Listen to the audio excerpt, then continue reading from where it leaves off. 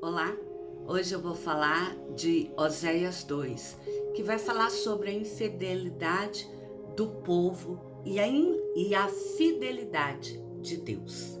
E inicia dizendo: Chamai a vosso irmão, meu povo, e a vossa irmã, favor. Como nós vimos no capítulo 1, por causa do pecado do povo e das iniquidades que estavam sendo cometidas em Israel pelo povo e as pessoas de outras nações que de Israel faziam parte, Deus usaria o casamento de Oséias como uma metáfora para representar como é que Deus iria tratar com Israel. E Oséias foi dada a incumbência de se casar com uma prostituta chamada Gomer. E ela teve 3 filhos, que foi Jezreel, que é o povo de Israel, que era um povo sanguinário, um povo dado à violência, à perdição, um povo que era conhecido por não meu povo, porque era um povo de iniquidades, um povo que não buscava apenas ao Senhor, e uma irmã chamada desfavorecida, porque essa não era merecedora do favor, das misericórdias, das benevolências de Deus sobre a vida dela. Só que aqui, em Oséias 2, já começa com um novo tratar de Deus. Deus já manda chamai o vosso irmão, meu povo, e a vossa irmã, favor. Ou seja, o capítulo 2, ele inicia expondo que Deus ordena a Jezreel, que é a identidade do povo de Israel, a chamar o seu irmão, não meu povo, de meu povo, porque Deus ia trazer para si, e a sua irmã desfavorecida de favor, porque Deus iria voltar um olhar de misericórdia para ela.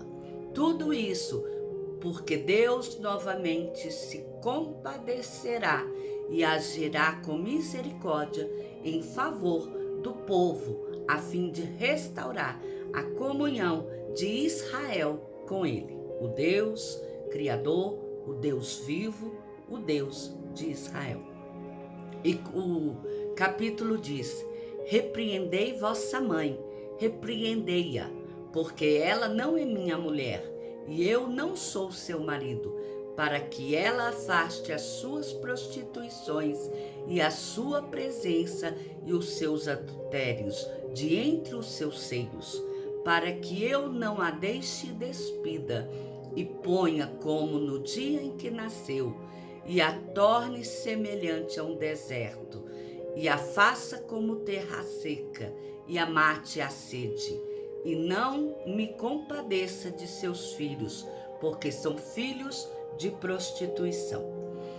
Aqui nessa parte, após declarar as alterações dos nomes dos irmãos, Deus dá uma instrução a Oséias a chamar os seus filhos para participarem da libertação de sua esposa, que é Israel, representada na figura de Gomer, a prostituta, daquela vida de prostituição e pecado, uma vida em que tudo nela mostrava como estava o estado espiritual e de vida do povo de Israel.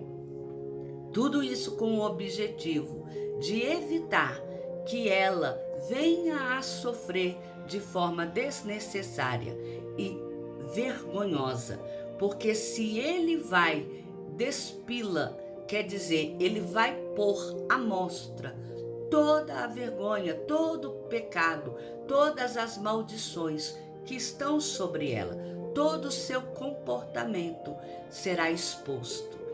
E esse comportamento será exposto tanto diante dos homens quanto diante de Deus.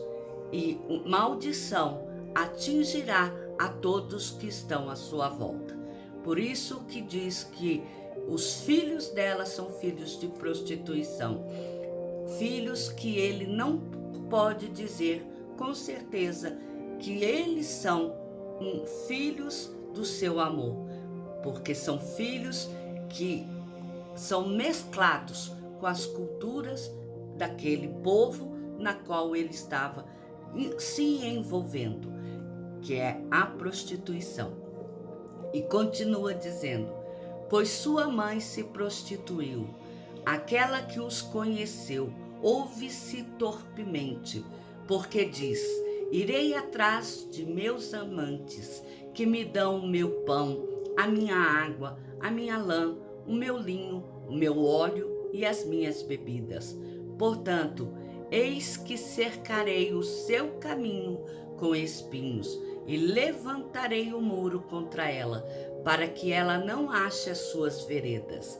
Ela irá em seguimento de seus amantes, porém não os alcançará.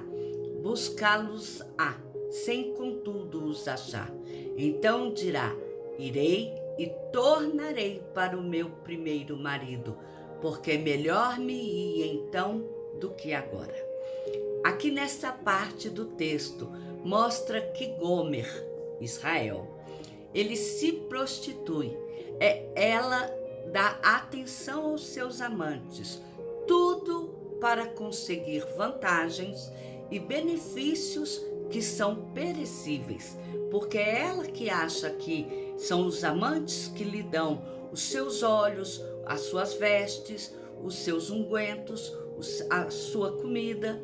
Só que esses bens, ela não percebe que são todos bens perecíveis, bens que só satisfazem o ego e os seus desejos carnais. E nenhum bem ou favor que ela recebe desses amantes, dessa corrupção cultural que ela tem, são bens duradouros, bens frutos de comprometimento. Mas Deus, ele vai tratar com ela de um modo diferente, de um modo que ela acabe não encontrando ninguém que lhe satisfaça mais os seus desejos, que não lhe dê mais linho, que não lhe dê mais a lã, que não lhe dê mais os olhos, a comida, aquilo que ela acha que para ela é prazeroso. E uma vez que ela não encontrará nos seus amantes e nem encontrará mais amantes, restará apenas a ela, quer dizer, a Israel, o retorno a seu esposo, que é representado por Oséias, que está aqui figurando Deus. Restará a Israel voltar-se para Deus, que é o único capaz de lhe dar o que necessita, ao invés de apenas uma satisfação temporária. E ela continua o texto: ela, pois, não soube que eu é quem lhe dei o trigo, e o vinho e o óleo, e lhes multipliquei a prata e o ouro, e eles usaram para Baal. Portanto, tornar-me-ei e reterei o seu tempo, o meu trigo, o meu vinho, e arrebatarei a minha lã e o meu linho, que lhe deram cobrir a nudez. Agora descobrirei as suas vergonhas aos olhos dos seus amantes, e ninguém a livrará da minha mão. Farei cessar todo o seu gozo, as suas festas de lua nova, os seus sábados e todas as suas solenidades. Devastarei a sua vide e a sua figueira, de que ela diz: esta é a paga que me deram os meus amantes. Eu, pois, farei dela um bosque, e as bestas feras do campo as devorarão. Castigá-la-ei pelos dias dos Baalins, nos quais lhe queimou incenso, e se adornou com as suas arrecadas e com as suas joias, e andou atrás de seus amantes, mas de mim se esqueceu, diz o Senhor. Aqui, sempre usando a metáfora marido e mulher, Oséias e Gomer, Deus, representado por Oséias, ele expõe que Israel, que é Gomer, que cometeu o adultério espiritual, passou a adotar e a invocar outros deuses, e não apenas o Deus vivo, que firmou aliança com Abraão, Isaque e Jacó. E quando Israel passou a acreditar nesse Deus Baal, que era o Deus da fertilidade, que era o Deus que ela considerava que era ele quem dava tudo que ela tinha, que supria suas necessidades de ouro, de prata, de linho, de óleos aromáticos, de tudo que ela necessitava. E uma vez que Israel não reconhecia que era Deus que supria, então Deus faria cessar tudo isso. E só quando isso cessasse, ela reconheceria o seu pecado. E nesse cessar, Deus trataria com o povo, com Israel, que é representado pela figura de Jezreel, expondo as suas iniquidades e pecado diante das demais nações, que são seus dois irmãos, que fazem parte ali da nação onde Israel está.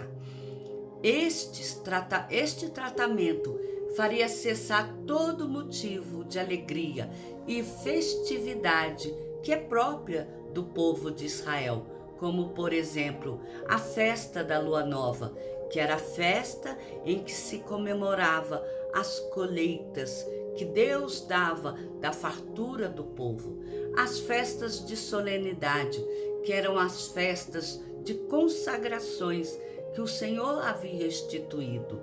Quando fala que ia cessar também os seus sábados e as suas solenidades, é que o sábado não era tido como um dia específico da semana, era tido como o dia em que se tirava para adorar a Deus vivo, o Deus de Abraão, Isaque e Jacó. E quando Israel passou a acreditar em Baal, que esse era o Deus da fertilidade, achando que ele que supria as necessidades do povo, Deus ia tratar dele, tirando todos os demais prazeres. E neste tratamento de retirar todos os prazeres, e ficaria mais exposto ainda às iniquidades e o pecado de Israel na frente das demais nações.